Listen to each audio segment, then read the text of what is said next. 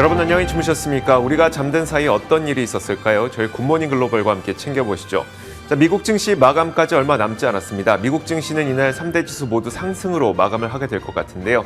이날 시장 상승의 주된 원동력은 바로 기업들의 실적 발표였습니다.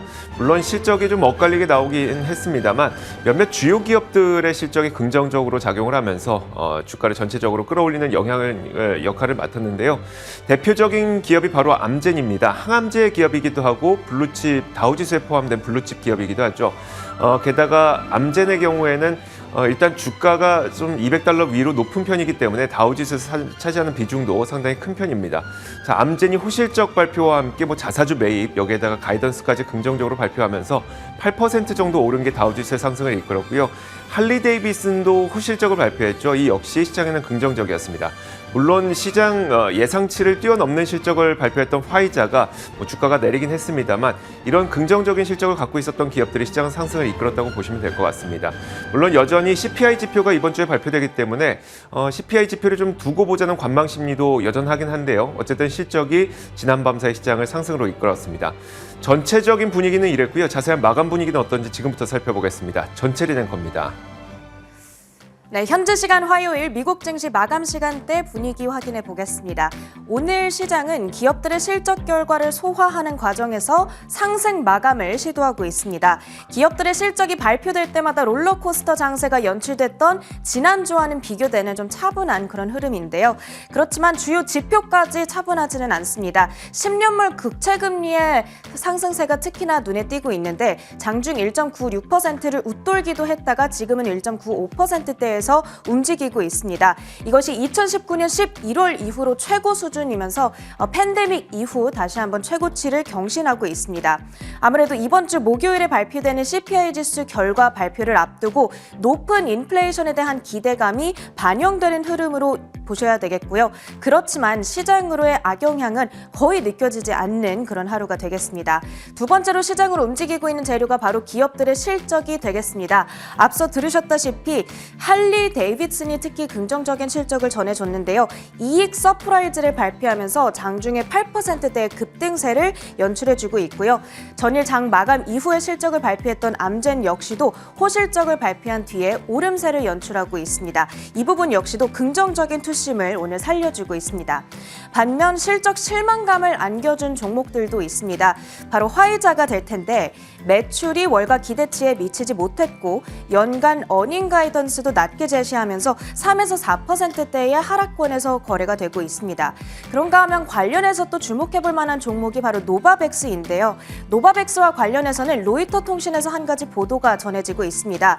백신 인도량 목표치가 기존에 20억 도즈로 제시됐었는데 여기에 한참 못 미치는 1,000만 도즈만을 인도했다라는 로이터 통신의 보도가 전해짐에 따라서 현재 10%대의 급락권에서 진행이 되고 있습니다. 자, 현재까지 60% 정도의 기업들이 실적을 전해주고 있습니다. 이들 가운데 많은 종목들이 호실적을 전해주고 있는데 그렇지만 1월에 쭉 미끄러졌던 미국 증시 분위기를 또 강하게 살려주지는 못하고 있는 흐름이죠. 그 이유로는 가이던스가 꼽히고 있습니다. 가이던스를 제시하는 기업들이 상대적으로 이번 분기에는 유난히 적다라는 이야기도 들려오고 있고요. 그리고 제시를 하더라도 기대 이하 수준으로 전망한다는 점이 투자자들 사이에 실망감을 조성한다. 이런 분석도 전해지고 있습니다. 정리하자면 인플레이션 지표를 대기하면서 눈치를 좀 보는 가운데 일부 기업들의 실적 발표에 따라서 투심이 살아나는 그런 하루로 정리해 볼 수가 있겠습니다. 오늘 시장의 재료들 확인해 봤고요. 그 밖에 종목별로 전해진 소식들도 있는데 특징주로 하나씩 정리해 보도록 하겠습니다. 일단 첫 번째로 GM부터 확인해 보도록 하겠습니다. 2.4% 정도의 하락권에서 거래를 마칠 것으로 보이는데요. 잠시 후 뉴스 확인해 보겠습니다.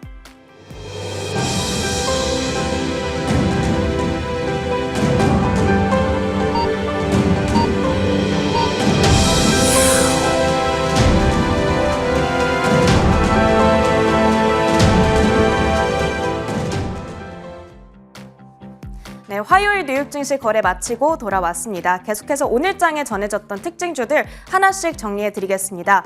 첫 번째 종목이 바로 GM이 되겠습니다. GM이 이렇게 오늘 크게 하락하는 흐름으로 진행이 됐습니다.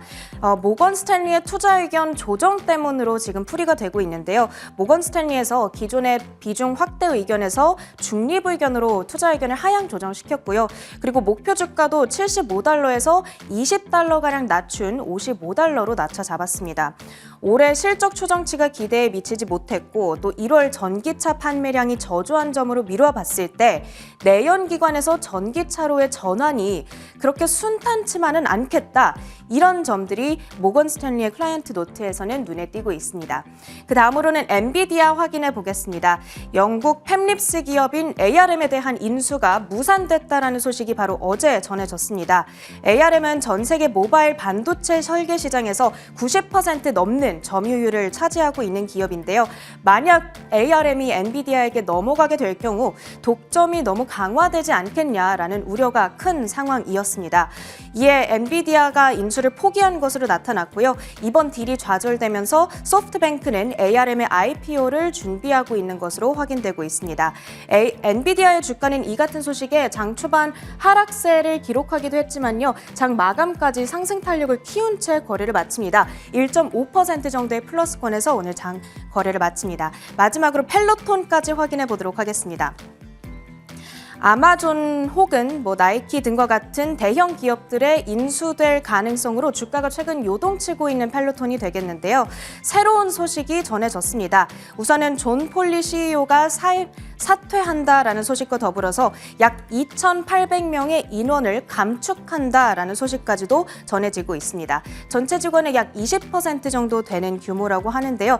펠로톤의 경우에는 장 마감 후에 실적 발표도 앞두고 있으니까요. 실적 발표가 전해진 이후에 시간의 거래에서의 움직임도 확인해 보시면 좋겠습니다. 이렇게 오늘 장 특징주도 모두 확인해 봤고요. 마지막으로 상품 선물 시장 움직임까지 체크해 보도록 하겠습니다. 국제 유가는 이렇게 2% 가까운 하락세를 현재 연출하고 있습니다. 아직 오늘부터 이란 핵합의 복원을 위한 9차 협상이 시작이 되는데요. 아직 핵합의 복원까지 갈 길은 멀었지만 미국의 제재가 만약 풀린다면 이란은 수백만 배럴의 원유를 수출할 수 있기 때문에 유가 하락이 점쳐지고 있는 상황입니다. 유가는 아마 내일 발표되는 에너지정보청의 주간 원유 재고 지표에 따라서 다시 한번 방향성을 탐색할 것으로 보이고요. 현재는 1.85% 하락하면서 배럴당 86달러 수준에 거래되고 있습니다. 마지막으로 금 가격까지 체크하면서 마무리해 보도록 하겠습니다. 인플레이션 우려 그리고 러시아와 우크라이나를 둘러싼 지정학적 긴장 영향 탓에 상승세를 이어가고 있습니다. 그렇지만 미국이 금리를 올릴 거라는 기대감으로 인해서 상단은 어느 정도 막힌 채 제한적인 상승권을 나타내고 있습니다. 현재 0.4% 정도의 플러스권 움직임 나타내고 있고요. 마지막으로 미국 증시 3대 지수 종가 상황까지 확인해 보도록 하겠습니다. 자우지수 장 막판에 이 상승분에 좀 반납하는가 싶더니 막판 1시간 만에 또 이렇게 탄력을 키워줍니다. 1% 정도의 플러스권에서 거래를 마칠 것으로 보이고요. 35,462포인트 선 가리키고 있습니다. S&P 500 지수 역시 0.8%까지 탄력을 키워나가고요. 나스닥 지수도 1.3% 오르면서 14,200포인트 선 부근까지 다시 올라와 있습니다. 미국 증시 마감 상황이었습니다.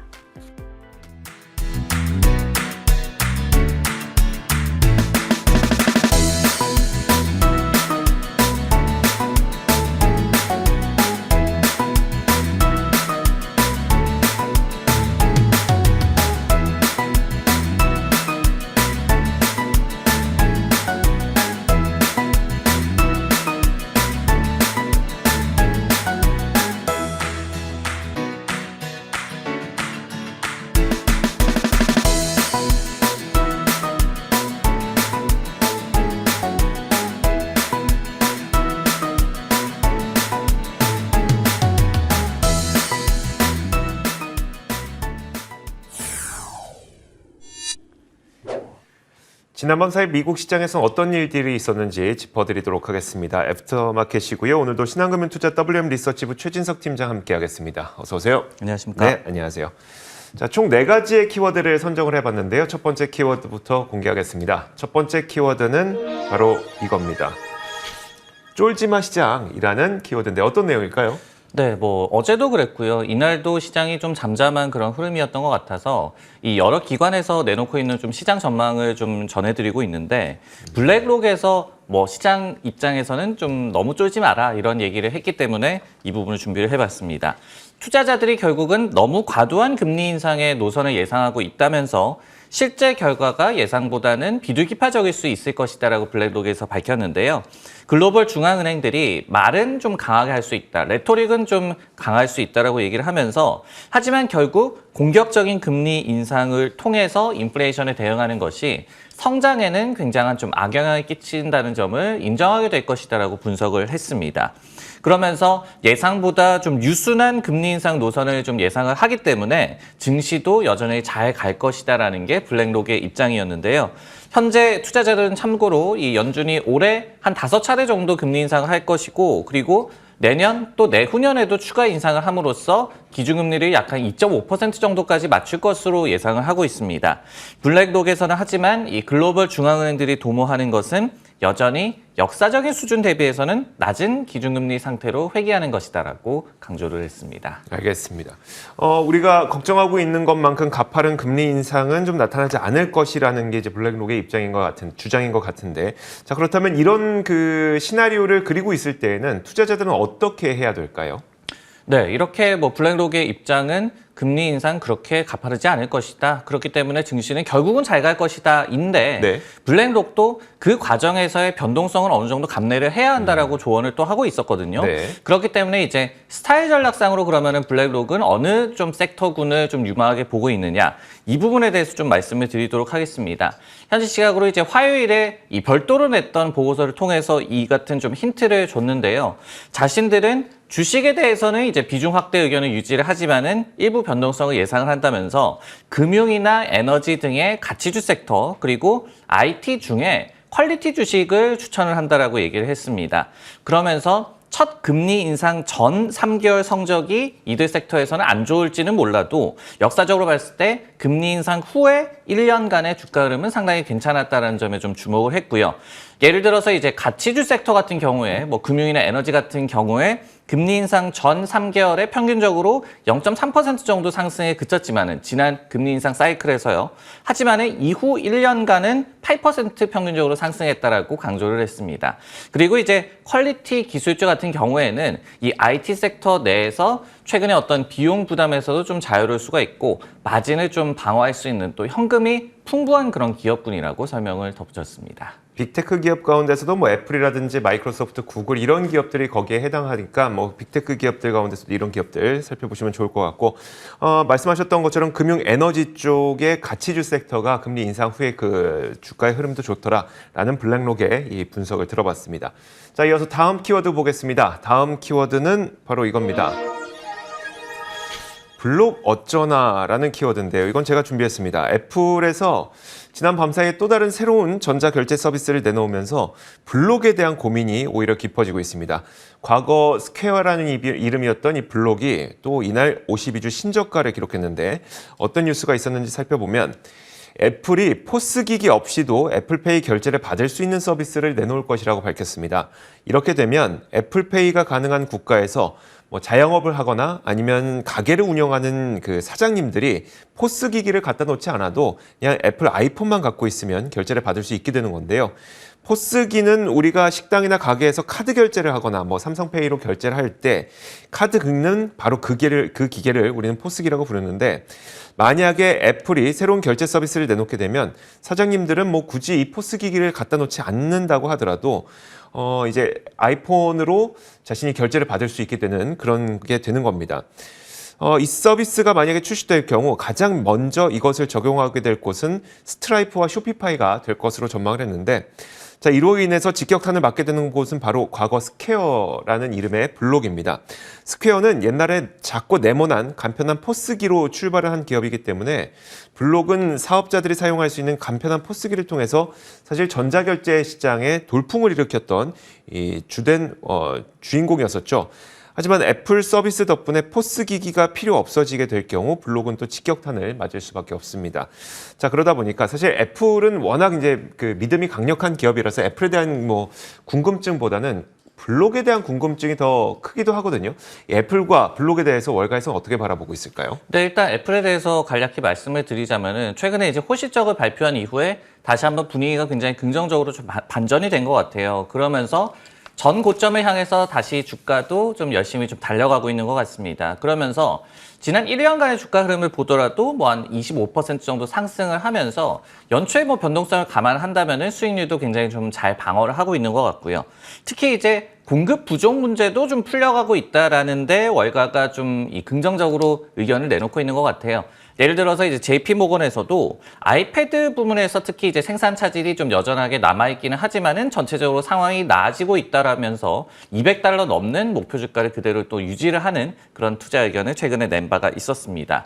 블록 같은 경우에는 뭐 비트코인 그리고 뭐 블록체인 이런 쪽에 굉장히 신경을 많이 쓸 것이다라고 얘기를 하면서 사명도 바꾸고 이 사업 비중 내에서도 비트코인 관련된 게 많이 좀 늘어나고 있습니다. 하지만은 포스기가 여전히 좀 사업 비중에서 절대적인 좀 수치를 차지하고 있거든요. 그러다 보니까 이 같은 소식이 좀 악재로 작용할 수밖에 없는 그런 모양새고 1년간의 주가 흐름을 지금 또 보더라도 60% 정도 하락을 하면서 최근에 연초에 또 변동성 장세에서 굉장히 좀 많이 타격을 받는 그런 모습이 나왔습니다.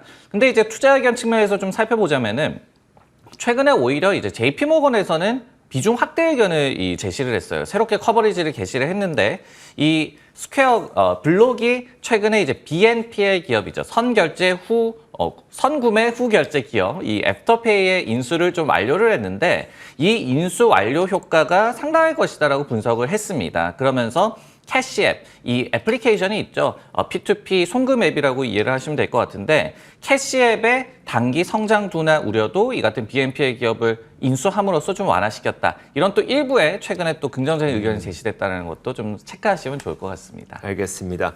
자, 이렇게 두 번째 키워드까지 살펴봤고요. 이어서 세 번째 키워드 공개하겠습니다. 세 번째 키워드는 바로 이겁니다. 보시면요. 6배라는 키워드인데 자, 6배, GM의 그림이 있고요. 뭐가 6배일까요? 네, 제너럴 모터스가 올해 전기차 생산을 늘리겠다라고 발표를 했거든요. 네. 뭐 발표를 한 건 아니고 관련된 문서가 입수가 됐는데 무려 근데 그 수치가 기존의 계획 대비해서 6배가 넘는 그런 수치였습니다. 이 내용을 좀 준비를 해봤는데요.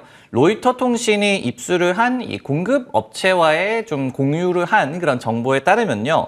GM이 올해 전기 트럭과 전기 SUV 총 46,000대를 생산할 계획이라고 합니다. 근데 당초 7,000대 정도를 생산하겠다고 발표를 했었기 때문에 이것 대비해서 6배 이상으로 전기차 생산량을 확 늘리겠다라고 이번에 나타난 것인데요.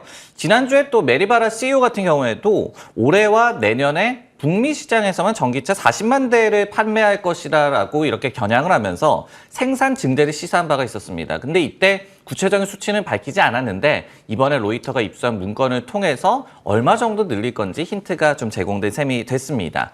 GM은 또 이 리콜 문제로 판매가 중단이 된 쉐보레 볼트 BOLT EV 생산 재개 계획도 공급업체들과 공유한 것으로 알려졌습니다. 참 기자들이 열심히 일을 해서 이런 문건을 입수해서 좋은 소식을 우리에게 전해줬는데 공격적으로 전기차 생산을 확대한다는 소식에도 불구하고 그럼 GM의 주가는 지난 밤 사이 하락했단 말이에요. 그 이유는 뭐였을까요? 네, 어떻게 보면은 포드가 최근에 이제 생산 차질을 또 좀 오래 고통을 겪을 수 있다 이런 내용을 전하면서 반대된 내용이라서 어떻게 보면 시장에서 호재로 인식할 수도 있지 않을까라는 그런 이 분위기가 있었는데 이 GM의 주가는 오늘 좀 흐름이 좋지가 않았어요. 역시 이제 메이저 기관의 투자 의견 하향 조정 소식 때문이었는데 이날 이제 모건 스탠리가 비중 확대해서 동일 비중으로 투자 의견을 내렸고 목표 주가도 $75에서 $55로 하향 조정을 했습니다. 그러면서 최근에 사측이 밝힌 올해 실적 가이던스가 기대에 크게 못 미쳤다라고 분석을 했고요. 그러면서 이제 비용 문제도 겪고 있고 또 제품 믹스도 또 한번 뭐 마진 측면에서 좀 안 좋아지고 있다 이렇게 또 해석을 했습니다. 그러면서 이제 전체적으로 보더라도 레거시 OEM들 그러니까 기존의 완성차 업체들을 얘기를 하죠. 이 기업들의 내연기관 차에서 이 전기차로의 전환도 여전히 좀 자신들은 의구심이 든다라고 얘기를 했고요. 이 투자자들 입장에서는 GM이 금방 이제 전기차도 많이 팔고 뭐 붐을 일으킬 거다 이렇게 기대하지는 말 것을 또 당부하기도 했습니다. 알겠습니다. 자, 이렇게 세 번째 키워드까지 봤습니다. 마지막 키워드 공개하도록 하죠. 마지막 키워드는 바로 이겁니다. 아마존발 호재라는 키워드인데요. 우리는 주로 누가 굉장히 유명한 사람 혹은 유명한 기업이 투자를 했다 그러면 우와 하면서 진짜 똑똑한 사람이 투자했으니까 나도 한번 그 주가 흐름에 얻어타 볼까 이런 심리를 갖기 마련인데요. 자, 그 기업이 바로 이번에는 벨로다인 라이다라는 기업입니다. 뭐 이미 많은 분들에게 잘 알려진 스타트업 가운데 하나인데 이날 벨로다인의 주가가 장 시작 전부터 수십 % 급등했습니다. 물론 본장 들어서면서 상승 탄력은 많이 줄어들었어요. 자, 어떤 일이 있었는지 보니까 아마존이 벨로다인의 주식 약 3,960만 주를 사들이기로 했다는 소식이 전해졌습니다. 3,960만 주라고 하면 벨로다인 라이다의 이 전체 지분 가운데 약 16% 정도를 차지하는 것이기 때문에 굉장히 커다란 비중을 차지하는데요. 바꿔 말하자면 아마존이 벨로다인에 대규모 지분 투자를 하는 것이라고 보면 됩니다. 자, 벨로다인은 아시는 바와 같이 자율주행 자동차에 사용되는 라이다 시스템을 만드는 기업입니다. 라이다이기 때문에 센서를 통해서 주행 시에 주변 환경을 센서로 센싱을 하고 그다음에 3차원 이미지로 생성함으로써 차량과 보행자 그리고 장애물 등 이런 것들을 인식할 수 있게 만드는 시스템을 바로 벨로다인에서 만들죠. 자, 아마존이 이 벨로다인에 투자하겠다고 한 건데 사실 아마존이 자율주행 관련 기술 기업에 투자하는 것은 이번이 처음이 아니죠. 작년 말에 리비안 지분 20%를 인수하기도 했고요. 그렇다고 아마존의 투자가 주가 상승을 보장하는 건 아닙니다. 벨로다인도 마찬가지인데 벨로다인은 작년 첫 9개월 동안 이 4,440만 달러 정도의 매출을 기록했거든요. 하지만 이거는 전년 대비 43% 정도 매출이 감소한 것이고 평균 판매 가격도 낮아지고 있습니다. 자, 그러다 보니까 벨로다인의 주가는 거의 고점 대비 10분의 1 토막 정도 나 있는 상태인데 자, 이처럼 우리가 리비안에서도 봤던 것처럼 아마존이 투자한다고 단기적으로 잠깐 투자 심리가 좋을 수는 있겠습니다만 결국은 펀더멘털로 귀결이 되는 것 같거든요. 자, 벨로다인에 대해서 요즘 월가의 평가는 어떨까요? 네, 대기업이 뒤를 좀 받치고 있다라는 점, 그리고 앞서서도 얘기를 해주셨지만은 유명 투자자가 지분을 투자를 했다라는 점, 우리가 리비안의 예에서도 봤고요. 그리고 GM이 니콜라에 또 투자를 했다가 좀 좋지 않은 사례로 남았죠. 이런 것들을 좀 볼 때 주의를 할 필요가 있습니다. 말씀을 해주셨듯이 자체 펀더멘털이 굉장히 중요하고요. 그리고 이제 유명 투자자들이 어떤 기업에 투자를 했다라고 했을 때는 사실은 그 투자자들은 많은 곳에 투자를 합니다. 근데 이제 실패하는 경우도 많은데 언론에서는 이제 성공한 사례만 너무 좀 부각이 되다 보니까 좀 걸러서 들을 필요도 있다. 이런 말씀도 또 드리고 싶은데요. 벨로다인 그래서 좀 자체적인 투자 의견을 좀 집계를 해보면은 마켓워치 기준으로 보유 의견이 평균적으로 아직까지 나오고 있습니다. 그러면서 목표 주가가 7.88달러 그리고 8개사가 커버리지를 하고 있는데 아직까지는 월가에서는 좀 경계감을 갖고 있는 것으로 좀 볼 수가 있겠습니다. 그도 그럴 것이 일단 최소한 올해와 내년까지는 이 기업이 적자가 예상되고 있죠. 그러면서 매출 이 규모도 굉장히 적습니다. 그러다 보니까 매출 대비한 밸류에이션, PSR 지표도 올해 12배 가깝게 되고 내년 매출 기준으로 보더라도 7배나 되거든요. 이런 측면들을 봤을 때 아직까지는 좀 밸류에이션 측정에 시장이 좀 어려움을 겪고 있는 것 같습니다. 네, 알겠습니다. 자, 이렇게 지난 밤 사이 미국 시장에서 있었던 여러 가지 일들을 총 4가지 키워드와 함께 살펴봤습니다.